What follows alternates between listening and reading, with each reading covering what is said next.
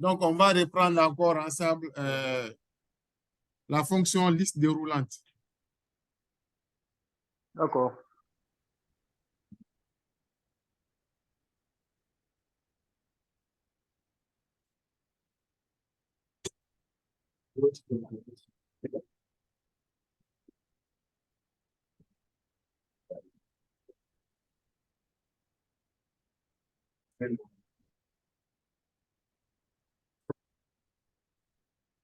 Donc, la liste déroulante, c'est une fonction qui va nous permettre de juste choisir un élément au lieu de nous permettre de nous mettre à saisir. Parce que si on dit on va saisir notre tableau chaque fois, ça va nous faire perdre du temps. Donc, pour cela, on vient d'en donner. Je vais juste supprimer d'abord le tout. OK. Donc, si je viens ici, je m'arrête au niveau de là où je vais mettre ma liste déroulante. Je viens d'en donner pour ceux qui ont les ordinateurs en français. Après, je viens ici, validation de données. Ici, je viens sur la liste déroulante. Je clique dessus. Après, je vais aller choisir la liste déroulante. C'est-à-dire tous ces éléments-là que je vais avoir. Je fais entrer. Après, OK. Quand je fais ça, quand je me mets au niveau de ma cellule, je vais voir une petite flèche ici. Je clique sur la petite flèche. Donc, il me fait sortir automatiquement la liste de mes références. Donc, au lieu que je me mette à saisir chaque fois, je ne vais que choisir A3 par exemple. Donc, pour les autres cellules, je fais copier seulement, je viens, je colle. Je fais CTRL-V et puis c'est bon, c'est collé. Comme ça, je peux changer. Ici aussi, je peux changer, ainsi de suite. Ça m'évite là de taper. Parce que si je tape, je peux faire des erreurs.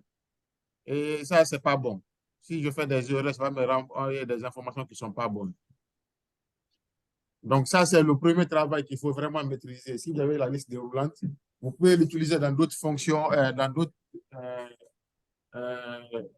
pour d'autres tâches au bureau aussi. Ce n'est pas juste pour ce tableau-là. Donc, c'est une liste déroulante qui est vraiment importante pour utiliser au bureau. Ça, c'est bon. Ceux qui sont en ligne, vous avez réussi à faire.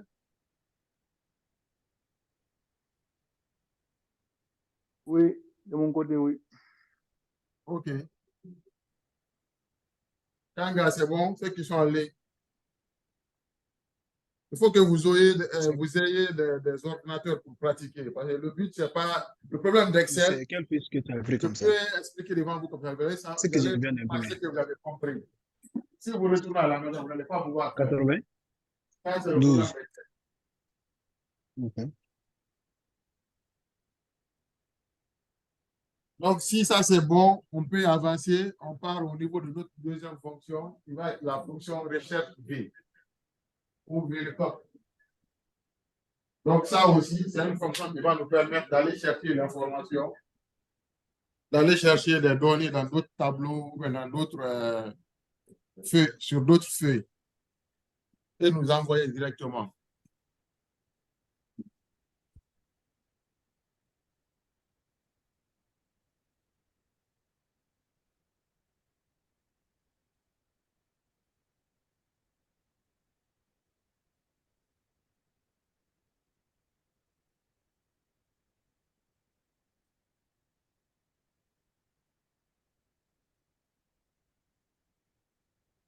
Donc, la fonction, ça s'appelle recherche V. En anglais, VLOOKUP. Donc, je clique dessus sur la fonction.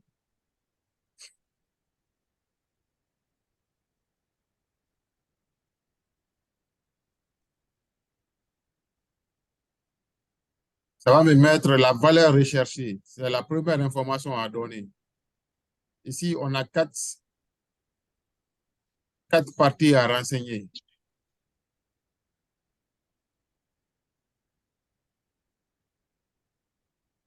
C'est bon, vous suivez?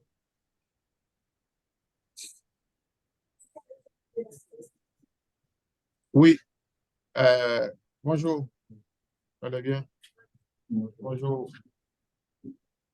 Donc, ceux qui sont en ligne, c'est bon, on peut évoluer.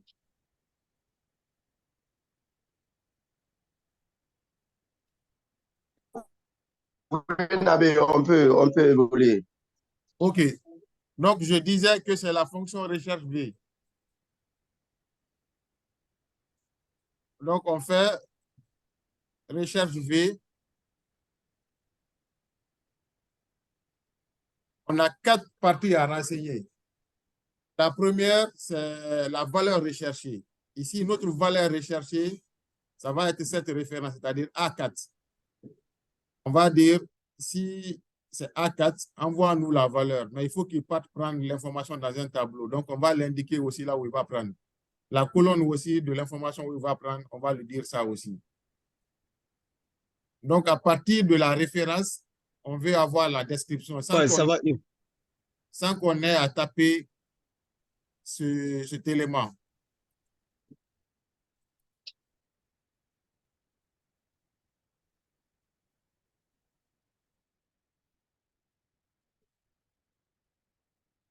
Donc, dans la salle, vous pouvez suivre, s'il vous plaît.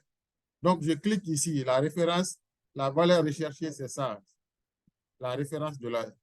Le tableau, c'est là où je vais aller chercher l'information. C'est ma base, là où j'ai toutes les informations sur mes articles. Donc, c'est ce tableau-là que je vais prendre.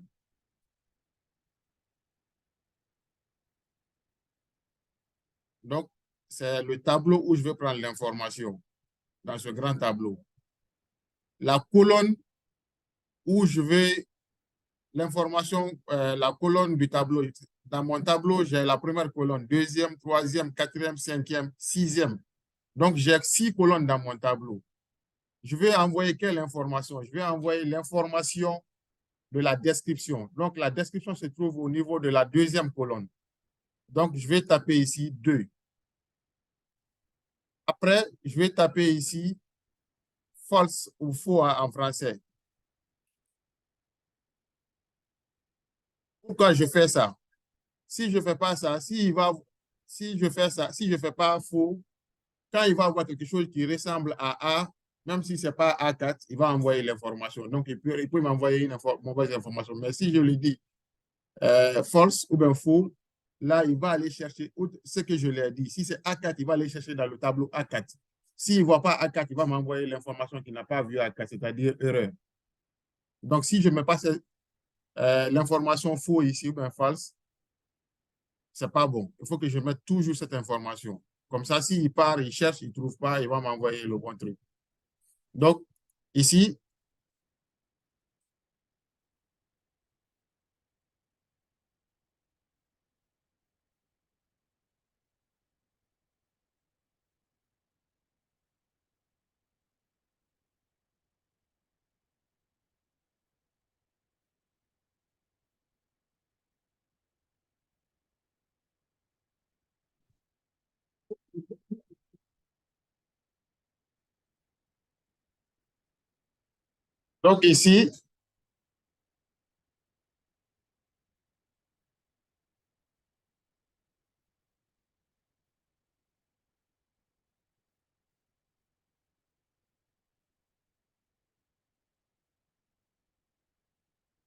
donc ici, si je viens seulement, je me mets sur la référence, je change, il va changer automatiquement le nom ici, au lieu que je me mette à taper. Donc, ça me fait gagner un temps fou. Imaginons si c'était à nous de taper ça pour renseigner, donc ça va prendre un temps fou, quoi. Si on a, bon, 10 lignes, ça va, mais imaginons qu'on ait 1000 lignes. Notre base de données fait 10 000. Donc, c'est impossible à taper à la main. Mais si je tape juste la référence, je change, mais change la description. Donc, ça sera la même chose pour la famille et les autres éléments. Donc, on va faire l'exemple encore une fois pour que vous compreniez. Donc, on fait recherche V.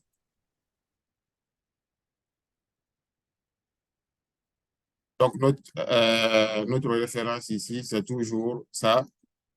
Le tableau où on va aller prendre l'information, c'est ici. Cette fois-ci, la colonne, c'est 4, parce qu'on veut qu'il nous envoie la famille. Donc, on met 4. Et ici, on met false. Donc là, il va nous envoyer la famille. Donc, si je viens ici, je change automatiquement carotte. Carotte, c'est la famille, le game. Si je mets aussi A17, c'est les chaussures. Chaussures, c'est famille, habillement.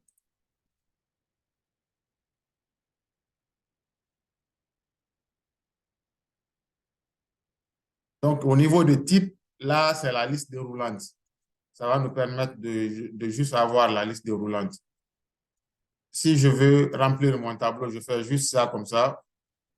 Je fais CTRL-V, il va me mettre automatiquement pour tous les éléments. Donc, je n'ai pas à taper. Voilà. Je vais juste renseigner les dates. Je peux mettre les dates au hasard ici. On met 15. Je peux mettre plus 1.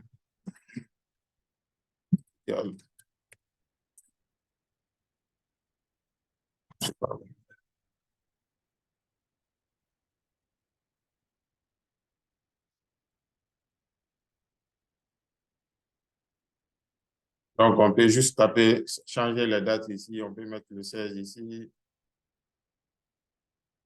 Et on met le 17. Ici, on met le 18.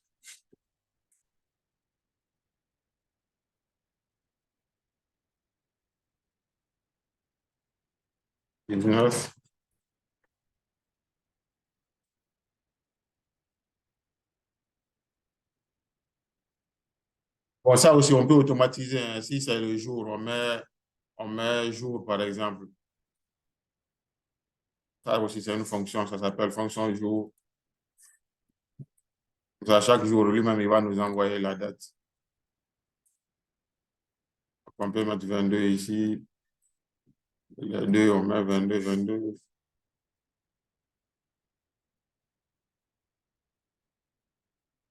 On peut mettre 24 ici. 25. 26. 8. 30. Donc ça, les informations là, c'est les dates. C'est à nous de taper. Par exemple, c'est à nous de taper ça. Après, on vient au niveau des types.